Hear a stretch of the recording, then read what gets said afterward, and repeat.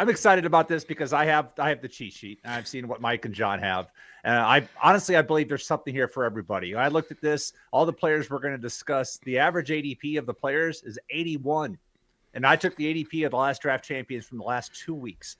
So 108 drafts. There's a lot of guys. There's some big names in here. A lot of these guys are pretty much rounds 1 to 12. So if you were coming in this thinking I need some 23rd round bust, we're not here for that. We're here early. And so we're going to just do some back and forth with some things.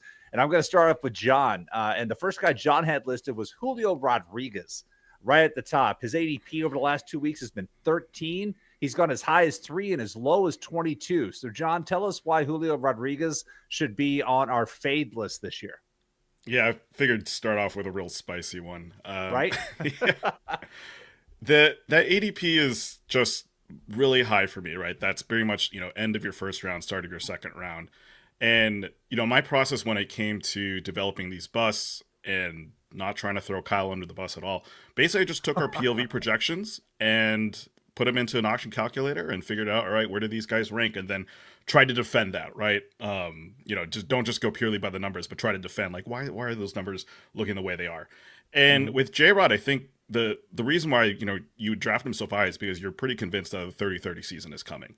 And looking at his stats, though, the interesting thing to me is just how steadily his barrel rate has dropped over the past 3 seasons. We've gone from 12% when he started out down to 11.3%, and then last season was 9.4%. Now, granted, he was dealing with an ankle injury last year, so that could have sapped some of those power. We need to give him a break. Maybe he does come back healthy, and we get him in the 2023 form. The other thing that gives me pause, though, is his ground ball rate. It's a 77th percentile, so even though he hits the ball hard, it's like Christian Yelich. He hits it hard, but he hits it straight into the ground, and it's not that helpful for you. Right. In terms of hard hit balls in general, he's also just fine. He's got a 509 average on those balls compared to the league average of 490. So he's not necessarily taking advantage of his ability to hit the ball hard, right? It's not generating as much offense as you'd like it to be for a guy who you'd be drafting in that late first round, early second round. Some issues with plate discipline, high swing rate, high O swing rate, below average O contact. Of course, the thing that works for him is that the speed is there, right? He's probably going to get to a good number of steals. I think my question for him is he going to get up to 30 homers next season, right? He plays in one of the parks that loves to suppress homers at T-Mobile. Right. And so that's just going to be the challenge for him. The other problem is the Mariners offense isn't the greatest, right? So the runs and RBI, there's a little bit of suppression there as well compared to the other players around him. And so to me, it kind of comes up to a lack of consistency in being able to hit homers and be able to do something with his hard hit balls. And then just the players drafting around him, I just like them better. So that's kind of where my philosophy is with J-Rod and trying to avoid him in drafts. All solid. And we saw the offense struggle last year, and they fixed the offense this year by re-signing Polanco. Yeah. Unless I missed something, I'm well aware. I'm well aware of what Jorge Polanco provides you at this point in his career. Yeah. So it's going to be interesting. And then, Mike, we're going to go to the next guy on the list, and I got to preface this. Mike and I draft against one another in AL Tout Wars, so I'm like over here taking notes like DJ Scott in the office because he and I are going to be drafting against one another here in about 6 weeks. So, Mike, let's talk about Josh Naylor, whose ADP is 100. He's gone as high as 58. As low as 133. He's got a new home in Arizona. Why don't you like Josh Naylor this year? Well, first I just want to comment on us in Tout Wars because we were lucky to get the busts to avoid because, I don't really care who you're not going to be bidding on. I care who you are bidding on. So I'll give you all the guys I'm not going to be bidding sky-high prices on. But I'm going to keep it to myself, the guys that I actually like. So fair point. Unlike me, who just writes about all the guys that I like. Use it against me. Yeah. So Josh Naylor was a fun guy to follow last year because he was like all the upside, all the breakout coming in that first half. His splits are kind of crazy. In that first half, he did 345 WOBA versus a 312 in the second half, which isn't a significant discrepancy. But when you look at the power, that is two different sides of Josh Naylor. First half, 246 ISO. Second half, 166 ISO. Similar home run per fly ball splits. First half, 22%. Second half, 13%. So essentially, it looks like whatever hot streak Josh Naylor was on during that first half, he basically regressed into the version that we really expected from him all year in that second half. So we already would have expected, at least I would have expected, some regression heading into next year that was closer to his second half. But then he is now a member of the Diamondbacks, and that's bad news because Chase Field, and I had no idea, but this is what the StatCast park factors are telling me for left-handed hitters. They're last in left-handed home run factor. Last. Not like 18th, 22nd, literally last. And he's coming from a park in Progressive Field in Cleveland. They're not great either for left-handed home run power, but they rank 17th. And there's a 20-point disparity in park factor for left-handed home runs from the park switch. Now, was that a 3-year rolling average? Because remember last year with the wind tunnel, with everything they did in Progressive, it really took a step up for lefties. So that's a massive difference. So you're dealing with natural regression because of his first half last year that I don't think will be repeated. And then he's dealing with the significantly worse home run park factors in Arizona. So that's a major problem. So I think that's a significant regression for Naylor. And the risk here is he loses playing time and he falls back into a strong side platoon. Because remember, he used to only face righties as a left-handed batter. Last year, because of that hot first half, he was a full-timer. He was facing left-handers as well. If he gets off to a slow start, he might not start against left-handers, which is going to cut into his playing time and all his counting stats. Yeah, I agree across the board. He was somebody last year who I had in nail tout or labor, I forget which one, but that second half was really, really tough to watch when you were trying to chase some of those categories. You just watched him come down from where he was, where he really was enjoying himself. Now, John, coming back to you, and this one really intrigues me because I loved this guy coming into last season. But I am also with you this season. If I was in your seat, this would have been one of the guys I would have put down. And that was Michael King. You have Michael King's ADP is 64. He has gone as high as 43 and as low as 89. But tell us why you do not like Michael King this year. Yeah, I'm glad Nick's off the stream, so I don't have to defend this right? as much. Because he has Michael King number 9. And I remember when I made this pick, I was like, is this, am I stupid? You know, like, why am I down on Michael King? And last year was great, right? It was his first year starting, just got, traded to the Padres, 27.7% strikeout rate, 2.95 ERA, 1.19 whip, great numbers. And the thing that you love about Michael King are the strikeouts. But then you look at his pitches and they're just like, all right. And I know that when it comes to, these Stealth Plus metrics or, PLV, they struggle to really capture how good non-fastballs are, right? Like the numbers that you look at there aren't necessarily the greatest, but you look at that sinker changeup 4-seam combo that he's got. They're all right, kind of just based on PLV. They're all right based on Stuff Plus numbers. They're all just kind of hovering around like 100. His sinker and changeup are around the 60th percentile of 4-seamers below average, and the way he approaches at bats, right? He comes in with that first pitch sinker, get a called strike. The CSW on that sinker is insane, but pretty much all of it comes from getting called strikes with that pitch. And because then who's swinging at first pitch? Right, exactly. Well, it's the old Joe Mauer thing, right? You don't swing at anything that comes in first. And so he gets ahead in the count, which is great, and then he tries to finish guys off with the fastball, with the changeup, occasionally tosses in the sweeper, which is a little bit more successful for him. And the thing that works well for King is that he's got great control, right? He knows exactly where he wants to put his pitches. You look at his locations and they're all just very, very concentrated in a single area.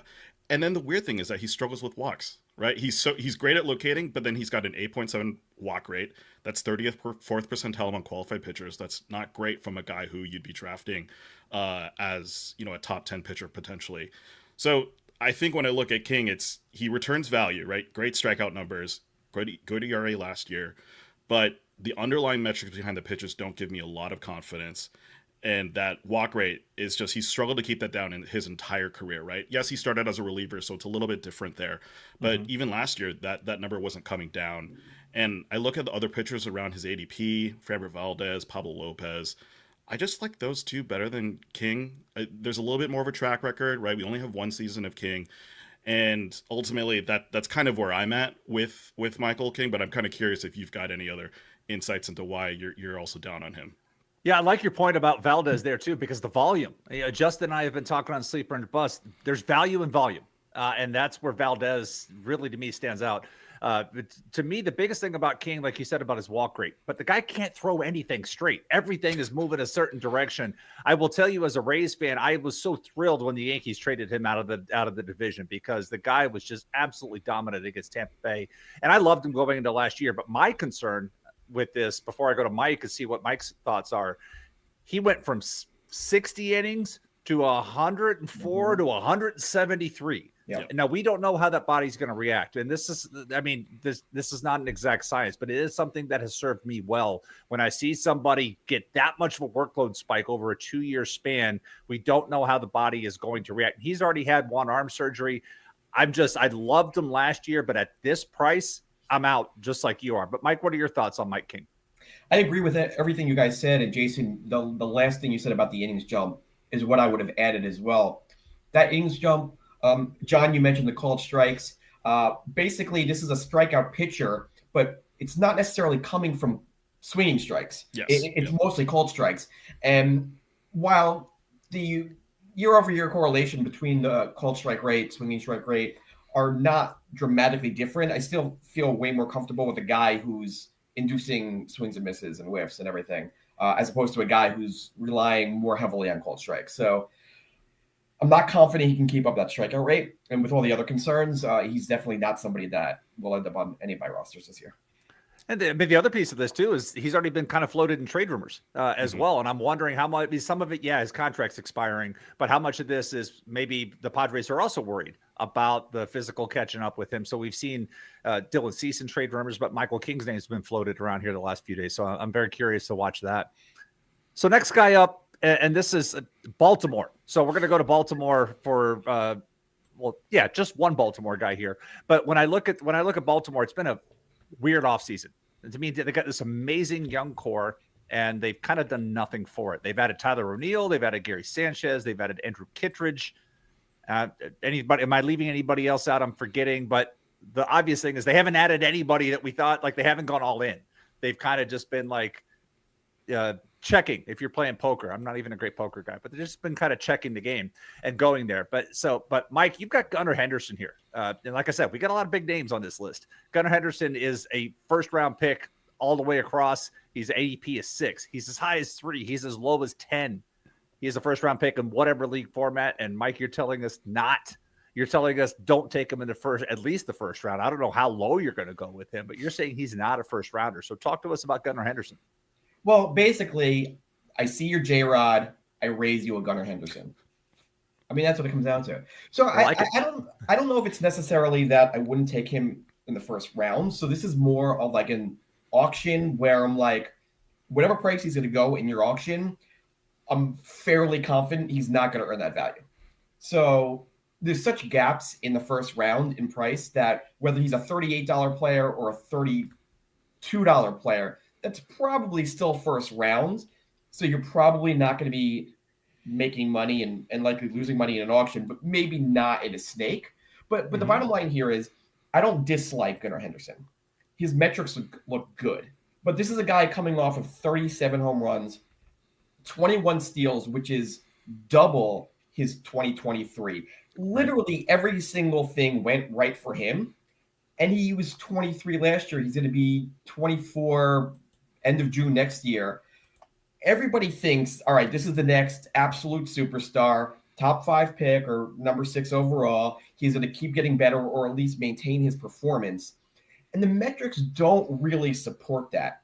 So first of all, he's a big power hitter, right? And yet his fly ball rate is lower than 33%. That's not exactly the fly ball rate that you typically expect to see from a 37 homer guy. So he's either got to get that up, or if he does not, that home run total is likely dropping because his barrel rate, which John mentioned earlier when talking about J-Rod, his barrel rate is just not that impressive. Um, it's low double digits, which is good. It's above average, but not really good enough to maintain a mid 20% home run with fly ball ratio. So I think that home run total is going down. Can you really expect that stolen base total to stay above 20? I don't know. I'm not confident. He was a good base stealer. He was only caught stealing 4 times. Mm-hmm. But as guys age and they don't want to hurt their bodies, they're hitting home runs. They don't want to take that risk. And I'm just not confident in projecting him to return to that 20 home run plateau again. So basically, it's a lot of stats that I just think are going to get a bit worse, and all combined is going to make it very, very, very difficult for him to come anywhere near the value he earned last year. I'm surprised some fantasy player somewhere doesn't have like all growth is not linear tattooed on their forearm, just as a reminder about these types of things, because every year it's somebody that's, J-Rod's a great example. It's like, oh, this guy's going to be super. He was going first overall. I remember in a couple of drafts, he was number 1, and that didn't happen. So John, a couple thoughts I have on Henderson. Yes, they're moving the fences in left field a little bit. It's still a factor, right? They're moving that in, and then 6 of his road games at least are going to be in Yankee Stadium South now instead of Tropicana Field. So there's some of those kind of soft factors in there. But what are your thoughts on Gunnar Henderson and what Mike had to say? Yeah, I mean, kind of the same stats that I was just reciting for J-Rod, right? Like he's a ground ball guy, right? He's got almost a 50% ground ball rate, I think, for Gunnar. And looking at his batting average on hard hit balls, the league average is 490. I mentioned J-Rob's at 509. Gunnar's at 482, right? So he's still not doing as much at a high level compared to other, elite players who hit the ball hard. Half of his hard hit balls are also going into the ground. So there's just that element of it'd be nice if he could live the ball more. We could actually say that, yeah, maybe he can get back to 30 homers next season. But yeah, kind of along with what Mike is saying, that the stats aren't necessarily supporting the fact that this type of consistency of being a 35 plus homer hitter is really in Gunnar's makeup. Yeah, to be consistent 35, man, that's Hall of Fame caliber to be consistent at that type of production with that. All right, John, I'm kind of worried about your job security here because first you said Michael King and you were worried about Nick. And I'm worried Nick's going to bomb in when I say the words Cole Reagans here, because you have Cole Reagans on here. And like I said, every time it's like Nick's bat signal when that happens. And I will go into my thoughts on Cole Reagans afterwards. But to see this name on here, I was like, wow. If Nick's doing the transition, we may never get through this, but you've got Cole Reagans. Cole Reagans' ADP is 48th. So he is going in the 4th round in 15 teams, going at the end of the 4th round in a 12 team. He's gone as high as the end of a 2nd round at a 15. He's gone as low as 70 with there. So tell us why you are trying to get fired from Pitcher List. Yeah. So the point that you brought up of Michael King is the point I'm bringing up with Reagans. So 2022, he had 40 innings with Texas, weren't great innings. 2023, split tie between Kansas City and Texas, 96 innings there. And then last season, 186 with Kansas City. This is a guy who's had 2 Tommy John surgeries. Last season, we saw him dealing with cramps kind of at the end of the season. I think he dealt with cramps in a start in October, start during the playoffs, and another start in August. So fatigue was getting him to a little bit. The other notable thing is that his fastball velocity from 2023 to 2024 dropped by a full tick. And throughout the entire season, it was dropping. And I mean, that makes sense, right? Fatigue happens to all the pitchers. You would expect that velocity to go down. But the fact that it dropped a whole mile per hour between seasons, I think is significant to look at. Some stuff that even Nick has brought up is great changeup, elite changeup from Reagans. And the fastballs is pretty decent. But the problem is he doesn't have anything else to back it up. And if you've got 2 pitches, they've got to be elite, right? We saw that, Spencer Strider, the Sporter, was talking about, right? 2 elite pitches. And his changeup is great. The 4-seamer is pretty solid too, just looking at metrics. But if it's going to continue going down in velocity, it's just become less and less important or value as a pitch. Again, I think he's going to be a great strikeout pitcher, right? It seems like 200 plus is almost feels like a certainty for him with how many strikeouts he had last season. But again, if you're going to take a pitcher this high, I'd like a little bit more track record. I'd like a guy who's maybe just not as doesn't have the injury history that Reagans has. And I think this is maybe a curse of being a pitcherless staffer, is that we just like taking pitchers late Like we kind of just, a top 20 guy, I can replace that in the aggregate, later on. So that's probably where a little bit of this bias is coming from in terms of, fading Reagans a little bit. But I think the fact that he had such a high workload last season compared to the previous seasons, and because of the injury history, it just kind of screams regression for me a little bit. I mean, a lot of what you just said was similar to how I went into last year with Reagans. I mean, Nick and I started talking at First Pitch Arizona 2023 about this, and I said I was concerned. And so we had this long going bet about Framber Valdez versus Cole Reagans. And to me, a lot of it, though, was about team context. I said the Astros are going to be a contending team. I did not envision the Royals being a contending team last year. So I was wrong there. And then, Reagans exceeded my expectations. He was right there with Nick's, but at the end of the day, Valdez was still a little more valuable. But I told him, I said, I will take Valdez over Reagans all day long. And I was right in that capacity, but I was wrong in that, Reagans exceeded expectations there. But like you said, there had that. And then towards the end of last season, we saw that kind of bit of a fade there. But Mike, what are your thoughts about Reagans heading into 2025? Well, first off, I love hearing people say names out loud, because I've always called him Cole Ragans, and now I find out it's Reagans. I'm like, okay, that sounds a little better. It's kind of like Jordan Romano. Like we all call him Romano, and then I watch Blue Jays broadcast, and they all call him Romano. I'm like, oh man, I was wrong about him too. I don't know if it's a Canadian thing, so I can't see the comments. So somebody say something in the comments, but it's always been Romano. But yeah, Cole Reagans is how the fanboys pronounce him. So it's funny because Reagans is kind of similar to King with one flip. The innings jump is the same. You got control issues as well with an elevated walk rate. You got a lot of strikeouts, but the strikeouts come from whiffs instead of called strikes here. So I like Reagans's chances of maintaining that strikeout rate better. I do like King better. I like Reagans better than King, but that is reflected in the ADP. But yeah, all those other concerns are there. I mean, he's got that wipeout changeup. So, and then the good four-seamer with the solid slider. So, I mean, he's got the repertoire. So, I do agree that I probably wouldn't feel as comfortable taking him that early. But then again, I never pay much for pitchers to begin with. No, you don't. Knows. No, you don't. But yeah, I'm probably not as bearish as John is here, but probably would not pay the price that he's going for. So how do you like it? If you were to take Reagans, let's say he did fall a little bit, like I said, ADP is 48. Let's say you saw him slip it into the 50s.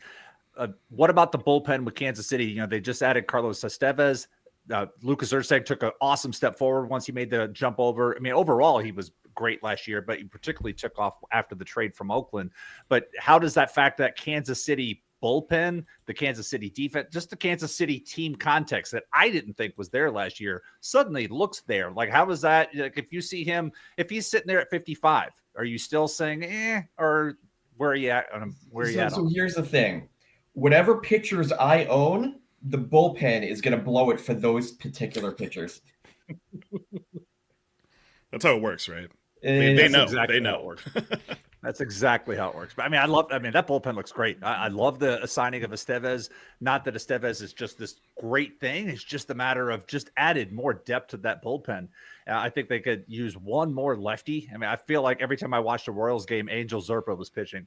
And just add one more lefty to that bullpen and see what happens. But I really like that situation there this year. And it comes into play, too, because their starters, I mean, they worked. I mean, Seth Lugo, Seth Lugo's not on this list today, but we could apply a lot of these same arguments to Seth Lugo and such. So we'll see where it goes. But Kansas City is obviously going to be a lot highly considered this year. So, Mike, sticking with you, we're going to go with the recent free agent signing. Anthony Santander goes north of the border and finally lands in Toronto on a 5-year deal after leaving Baltimore.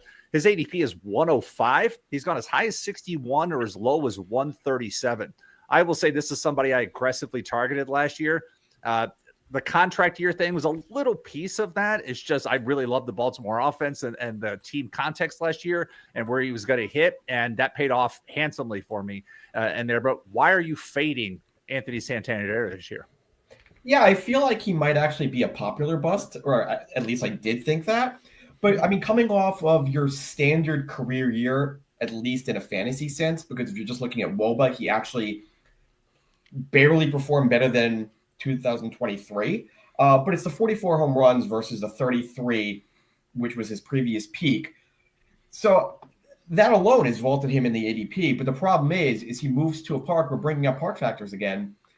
In Toronto, Rogers Center is significantly worse than Camden Yards, which actually surprised me because I thought the new dimensions in Baltimore were actually more pitcher friendly, but that's really on the right-handers. For lefties, it's actually been quite inflationary, whereas Rogers suppresses home runs for lefties. Now, Santander is a switch hitter, so you have to, consider, a third of his plate appearances are going to come from the other side, but still overall, that's going to be a hit to his power, given the worst ballpark for home runs. From a lineup perspective, he's probably in a slightly worse lineup, but I don't think it's a dramatic difference that I would really knock down his value. But it's really about the home runs. I mean, he's already coming off a career year in terms of home runs, a career in a full season home run per fly ball rate. But also he got his fly ball percentage up to 55%. That's insane. That's like extreme fly ball rate. For those listeners out there, for context, league average fly ball percentage is in like the mid 30% range, let's say 35% or so. 55% is usually league leading or up there with the leaders. He's always been a fly ball guy, but this is the highest he's ever been. I wouldn't expect that to continue. That high fly ball rate has also led to a really low BABIP, which that'll probably rebound while the fly ball rate drops, and that's going to hurt his home run total along with that park switch. So I think coming off a career year, in my mind, he's a pretty obvious bust guy. So I'm imagining, John, that somebody taking Santander at 61 is envisioning, okay, career year. With Toronto, you kind of have to separate 2021 and their nomadic year because they were playing in minor league parks. It was just killing the numbers were amazing. So let's take out 21, but you look at Guerrero Jr., who could be in his walk year, or is in his walk year, could be his last year. And then you have a resurgence of Bo Bichette. You're trying to do that. And Dalton Varsho's coming back, like all these what ifs. Do you differ with Mike in any capacity with Santander? Or are you like, okay, what went up must come back down? I mean, you look at the home run per fly ball stats, right? It was his career average, or let's just say the last 3 seasons, 14.4%, 16.3%, 15.1% home run to fly ball ratio.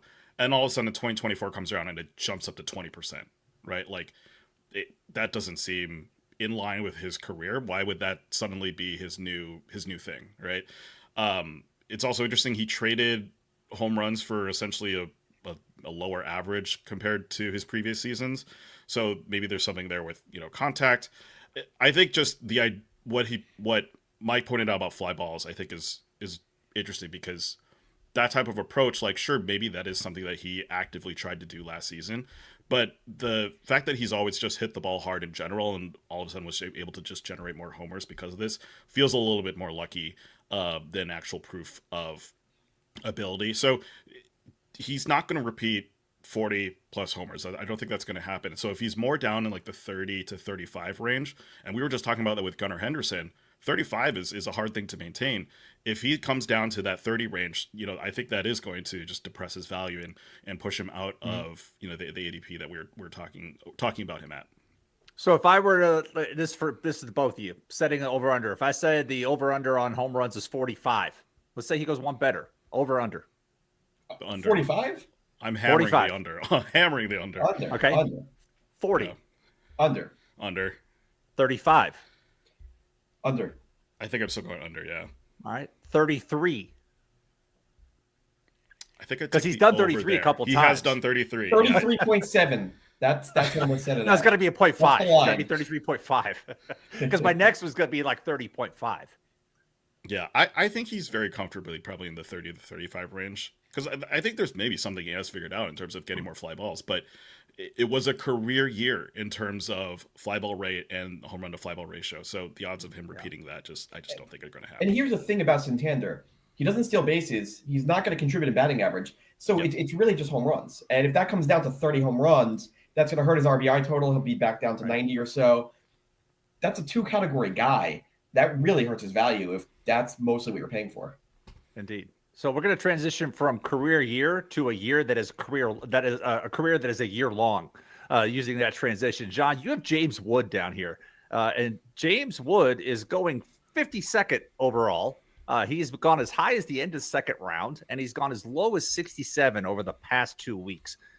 And James Wood hadn't even had a full season at the major league level, and here he is going at the end of the second round. So outside of that context, why do you not like James Wood? Because when I look at that number, I'm like, did I make a typo? How does he going? And I've seen him. I know the athleticism and whatnot, but state your case. Why is it nuts that James Wood is going this high after less than a full season as a major leaguer? Yeah, this is where I get my reputation as a young player hater as well, I guess. DVR said this yesterday at PitchCon, where it's like James Wood passes like the grandmother test, where it's like, hey, if you brought someone who didn't know anything about baseball, you said pick out the best player on the field, they'd probably point at James Wood, which makes sense. He's 6'7", huge, just looks athletic, and he's getting drafted like a guy who could finish with a 25-25 season. Again, that's not out of the realm of possibility. He hits the ball super hard, 85 percentile sprint speed. The nice thing about James Wood, too, is that he's really good plate discipline. But it just seems crazy that he's going at the end of the second round based on a half a season of play. What's nervous to me, and this is maybe some bias as being a Twins fan and seeing a bunch of hitters come and go, young hitters come and go with promise who just couldn't hit breaking pitches. And James Wood has a 42% whiff rate on breaking pitches. League average whiff rate on breaking pitches last season was 15%, which that seems like a weird number to me, but that's what StatCast told me. That's just really high. And I think with people getting that tape, he's going to face pitching that is going to be more targeted against him, that is going to be more targeted to his weaknesses. And despite the fact that he has really good barrel numbers, I go back to the ground ball number. It's 55%. That's seventh among all batters with more than 300 plate appearances. And so it really gives me pause to think that he can get to those 25 heights, specifically on the homer mark. And then, again, projections are going to probably undervalue him because they only have half a season to work off of. Right. But I look at the other power speed guys that are going around him, Lawrence Butler, Brent Doyle, Spencer Steer. Are we sure that Wood's going to outperform them? To me, I don't think that's a risk that I want to take at the end of the second round. They all seem like guys who have 2020 seasons, and the comp I like to make for James Wood is O'Neal Cruz, who I personally love a lot.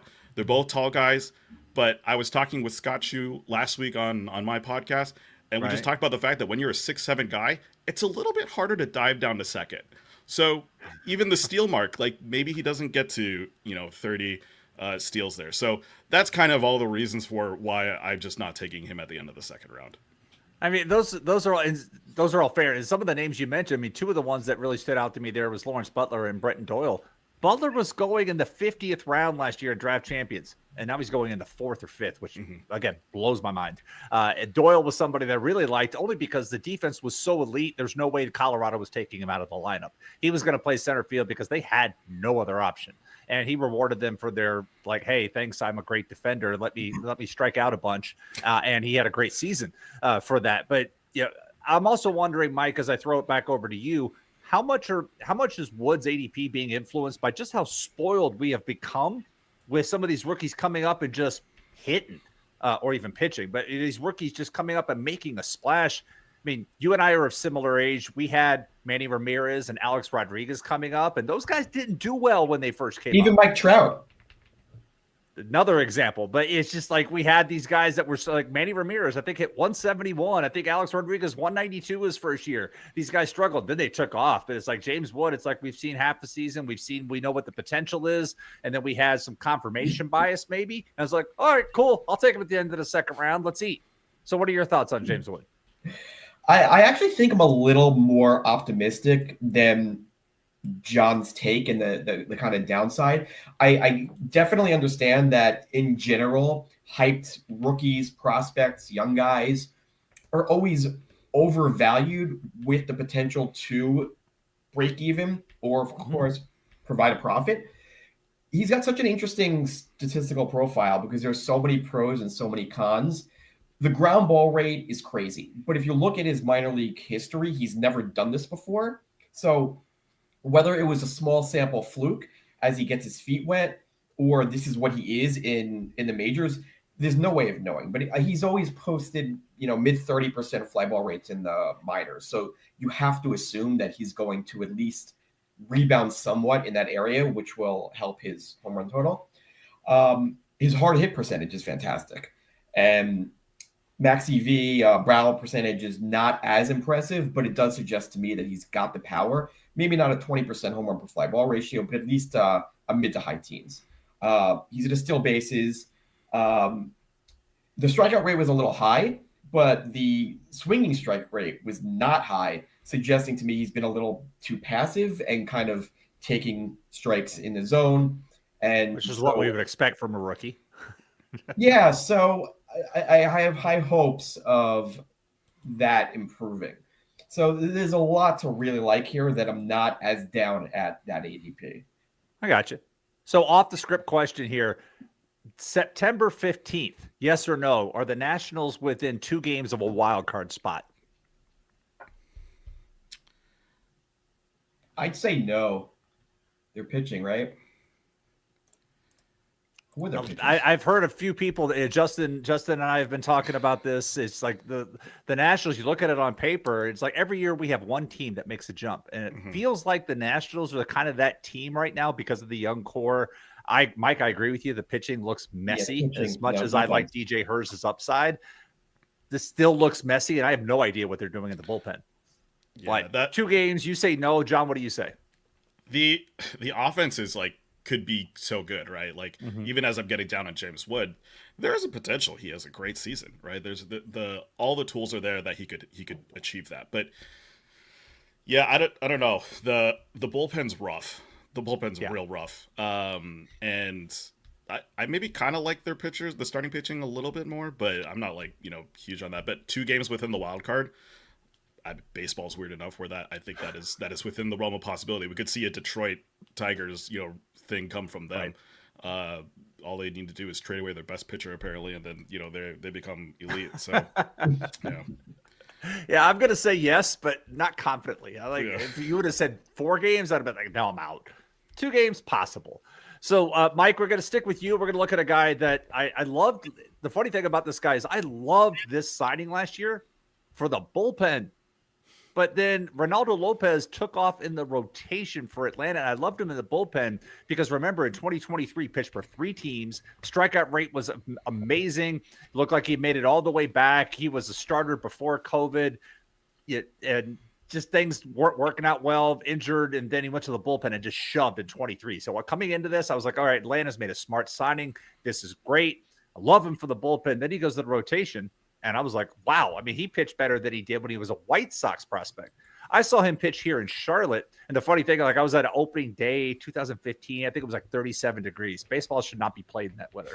But it was. And he could not feel his fingers, couldn't throw a curveball, and got lit up. And afterwards was like, yeah, I hate the cold. I can't feel the baseball. Maybe it's like Luis Castillo. But we look at Lopez, and he's got a 149 ADP. He's gone as high as 104, and as low as 183. So far, he's got the biggest span between min and max of everybody. But why do you not like Ronaldo Lopez this year? The 149 ADP actually isn't as expensive as I would have hoped to see my competitors bidding him up. But he seems like the obvious regression bust type guy. I mean, a 199 ERA, no matter what your name is as a pitcher, you're going to assume some significant regression, unless your name is Pedro Martinez, back in his heyday. But Lopez, I mean, there's a lot of similarities with both King and Reagan's. The innings jump. I mean, he's gone back a bit. He used to be in the starting rotation many, many years ago when he first came up. But then he was in the bullpen, and then he threw 70 more innings than 2023 and 2022. He did miss time to injury last year. I believe it was elbow issues. So yes, he did.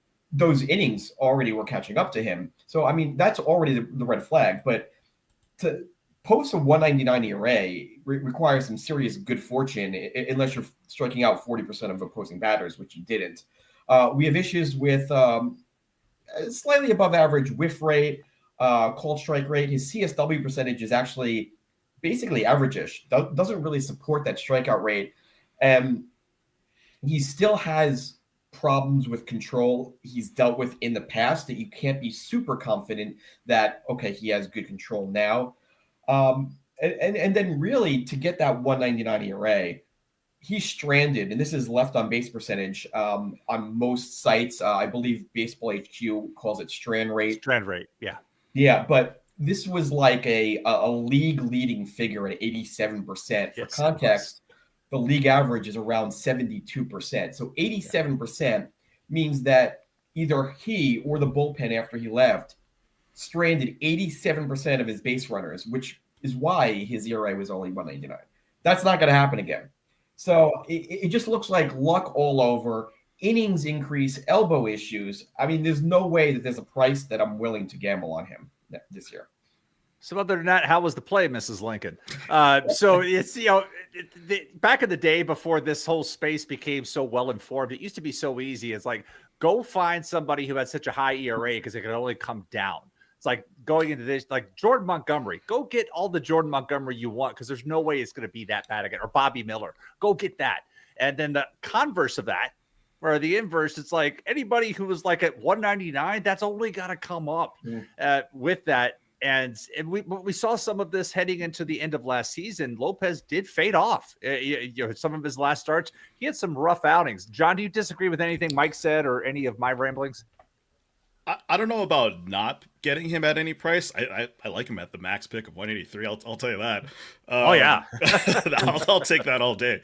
But there is, I think there's a lot of luck when you just look at his stats, right? A .66 home run per 9. He gave up 10 homers last season in 135 innings. Like that's just not going to happen. When he was starting for Chicago, his home runs per 9 were well above 1.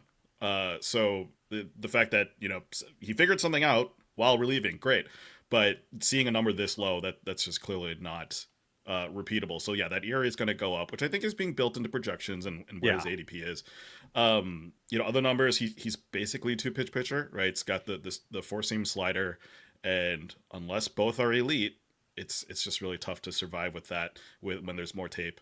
And the walk rate isn't great at 7.7%. Mike already kind of called out that left on base rate. I remember a couple years ago, Aaron Nola was absolutely shoving, and it was because his left on base rate was so high. And then you just kind of remind yourself, like, no, this isn't going to happen next season. But didn't Nola go to like a 5.05 ERA the following season? Like, yeah. On your Nola. Spike. Yeah, exactly. So all the stats kind of point to, great season for Ronaldo Lopez. Probably not going to be repeated next year. Yes. Yeah. The goal is to find this year's Ronaldo Lopez, not chase last year's.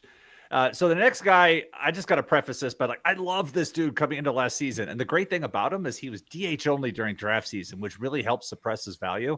And so I was taking him in the 37th to 40th round last year. And only because I had some confirmation bias because I had seen him play for Syracuse as they came through Charlotte in the International League. And I was like, this is the best guy on the field.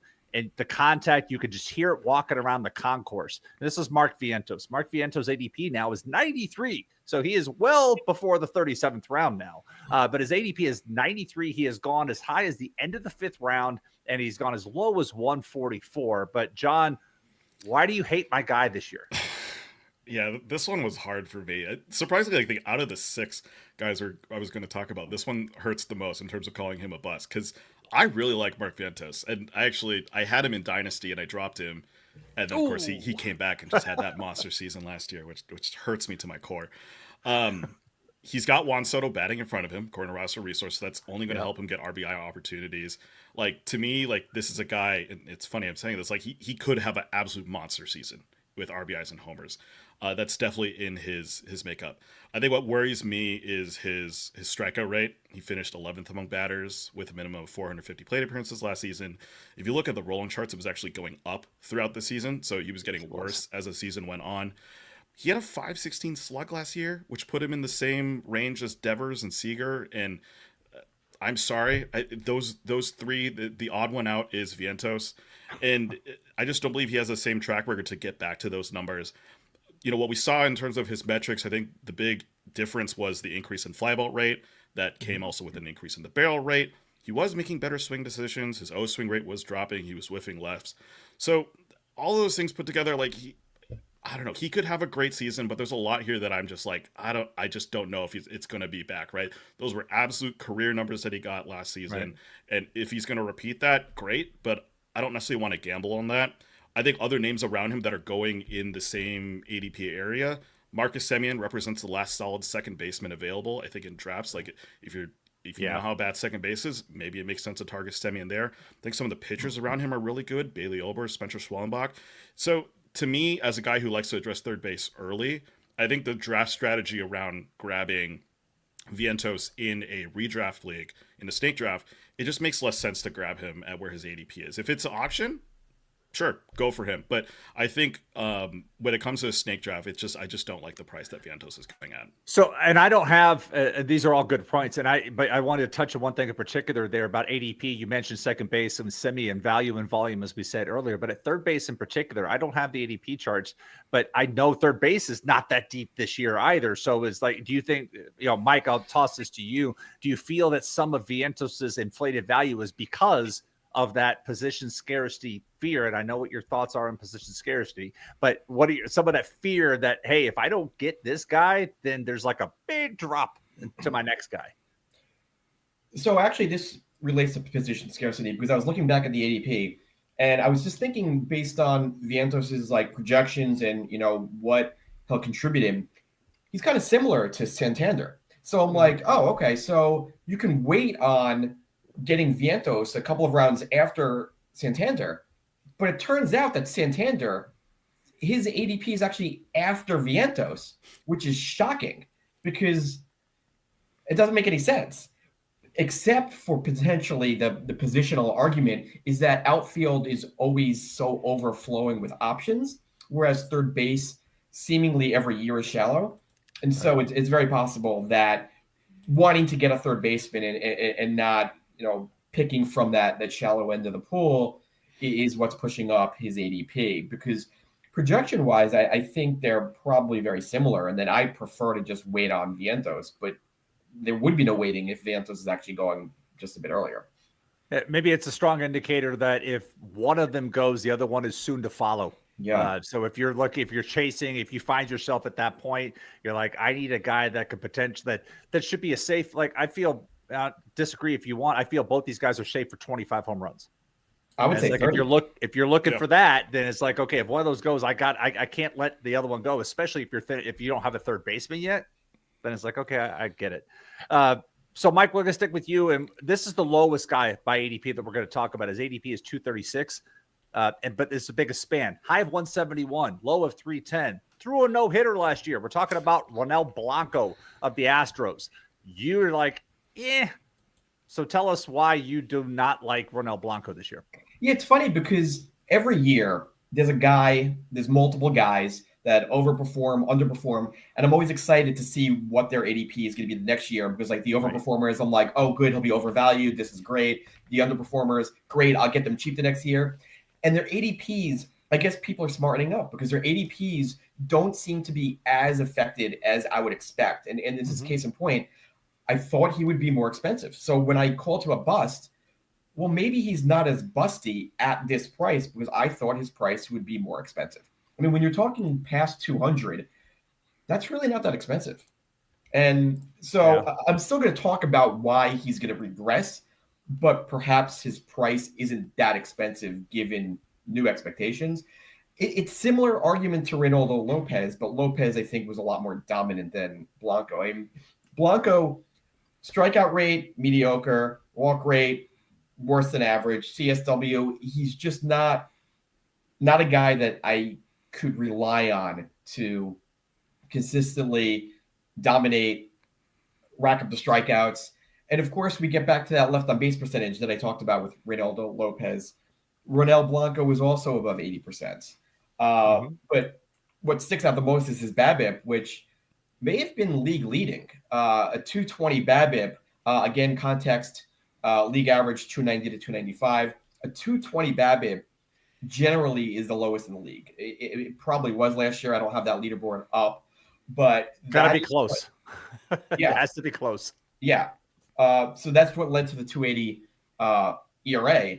And there's no real reason to think that will be sustained. So all of those luck metrics are going to move in the wrong direction. That ERA is rising, and you don't even really have that big strikeout rate. Like at least Lopez, that cushions that fall is the strikeouts, but you don't really get that from Blanco. So there's nothing really that excites me to in a mixed league. I don't even want to draft him for a buck in a 12-team mixed league. I don't want him. Ooh. So, I mean, because right now, ADP, just take the ADP 15-round draft. He's going into 16th round. Like, I saw this really great article yesterday by Chris Towers at CBS Sports talking about, like, if you want, like, $30 pitchers, come early. And it's, you want to get those guys early. He talked about, like, rounds 4 to 9, where it's kind of a crapshoot, but these things happen. But in the 16th round, for a team that has some offense, John, do you disagree with Mike in any of this? But for, like, a 16th round, for a guy that's on a team that has a retooled offense, but one that still scores some runs, kind of feels like this is the guy that should be able to fall into at least 10 wins. Now, I agree with Mike that the ratio damage could be there in a big way because of how everything went his way last year. And even watching that no-hitter last year, it's like, how is he doing this? But he did it. So what are your thoughts on Blanco? There's a few things that stand out to me, right? He's got a whip of 1.09. But he's got a 10% walk rate, and his hit per 9 was 6.1. So this guy either was the best hit suppressor in the league, or just getting absolutely lucky there, right? That combined with a 25% strikeout rate, just like, how is this guy getting people out? Like, it just doesn't make any sense. So I think, yeah, the regression is clearly coming. There's no way he's getting back to that 2.8, 1.09 whip. In regards to, like, where does it make sense to grab him, if at 15th to 20th round, if he's there, I do like the win potential with him still being in Houston. It's not like the AL West got so much more elite. I mean, we were just kind of talking about how the Mariners' offense isn't that great, and so I think the wins are still there for him. The ratios are just going to be not great, and we know he's not going to get a bunch of strikeouts. So are you willing to take a flyer like an SP6 on a guy who's just kind of only going to contribute you with wins?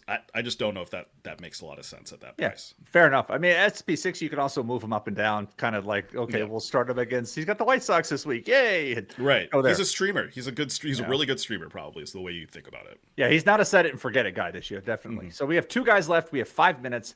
I'm going to go back to Mike because I want to close with the hitter. So, Mike, we're going to come back and we're going to go pitching. One last pitcher here, and we're going to look at Hunter Green. Hunter Green's ADP is 92, high is 63, low of 129. There were times last year where Hunter Green looked amazing. There were times where he was once again frustrating. But why are you deciding that, let the market take Hunter Green? I'm going to go another direction. Hunter Green has been on such a roller coaster ride because his rookie season, 4.44 ERA. Everybody expected more, maybe the breakouts the next year. Instead, he puts a 4.82 ERA up. And all the metrics screamed that he was unlucky. And so he was an easy, like, rebound breakout pick, which he did. But now the metrics turned the complete opposite direction. And instead of him having what appeared to be bad luck, they now reversed, and it looks like he appeared to have good luck. So it went too far in the other direction. I like Hunter Green, but I think at this point, everybody was expecting a breakout. I mean, he was a big prospect years ago. And so I think it's easy to convince yourself that, wow, this is the breakout I've been expecting. Hunter Green is now a top 20 pitcher. But I don't think he was any better last year than 2023. I would argue he was actually worse. Worse strikeout rate, same walk rate. His fly ball rate is near 50%. He did it with BABIP and left on base percentage. And his home run per fly ball ratio was cut in half. So basically, his skill metrics got worse. The luck metrics went in the opposite direction.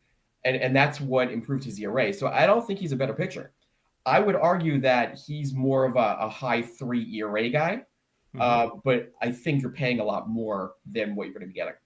Yeah, definitely fair points. And I'm sorry, Doug Dennis and Jeff Erickson, if you're watching, this is still a bad Reds team.